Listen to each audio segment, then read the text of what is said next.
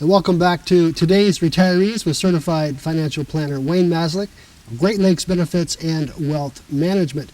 On today's program, we are talking about what is important to you about your money. And everybody has a different take on that. You know, for some folks, what is important to you is probably a lot different than it is to myself, to, our viewers.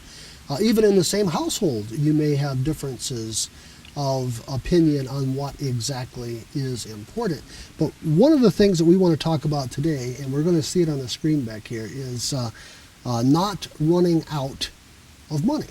Yeah. So whether you're 50 or 60, it's a concern. Yeah, I mean, it's a concern to some people. Okay. And if it's a concern to somebody, then they have to have their money invested according to that concern, not running out of money. They have to follow their expenses and their budget. They have to make sure they're not spending more than they're taking in. They have to run through all of life scenarios, a sickness, an accident, a disability, an early death of a spouse, a long stay in a nursing home.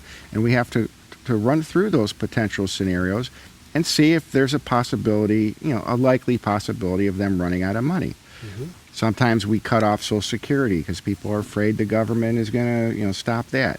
I don't think that's going to be the case for people that are, say, 55 and over.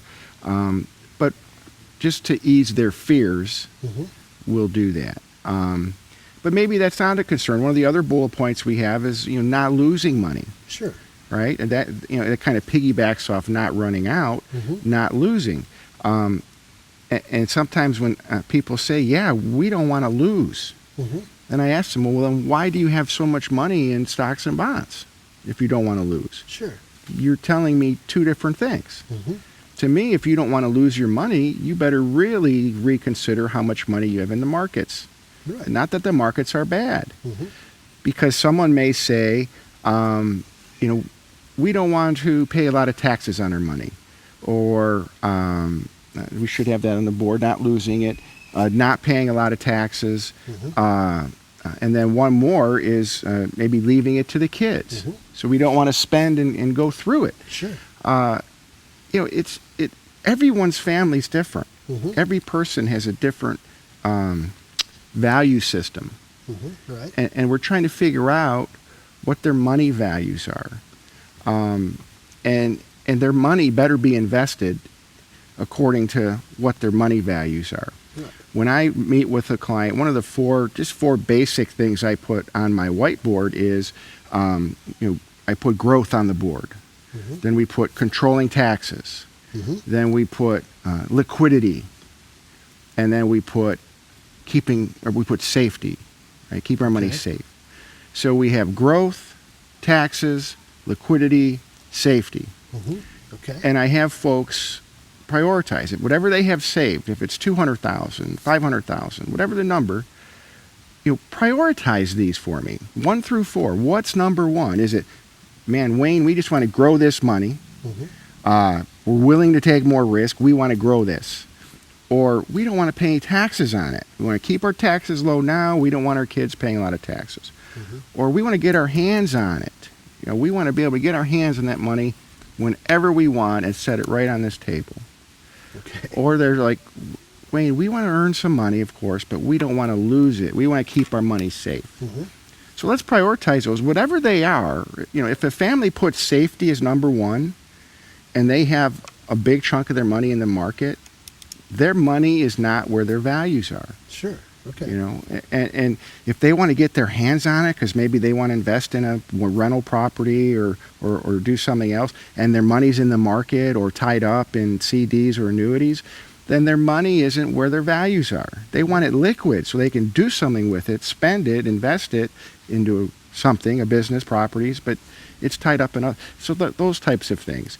So once we figure out what their priorities are, now we can start putting a plan together as to where's the best place their money should be invested. Sure. So when we come back, can we explore that just a little bit more?